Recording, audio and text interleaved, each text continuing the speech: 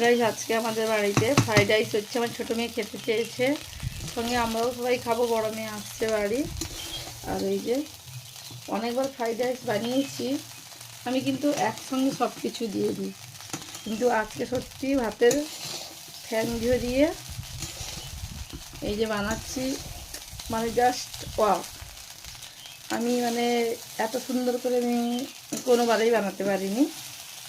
তবে এত সুন্দর, মানে পোলাওটা বানাই ভালো, কিন্তু ফ্রাইড রাইসটা এত সুন্দর করে বানিয়েছি আমি, ওর পুরো প্রেমে পড়ে গেছি।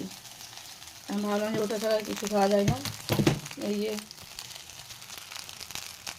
এই উনুনে ভাত হয়েছিল, কিন্তু এই যে উনুনের অবস্থায় এই হাঁড়িতে হয়েছিল, মাটির হাঁড়িতে।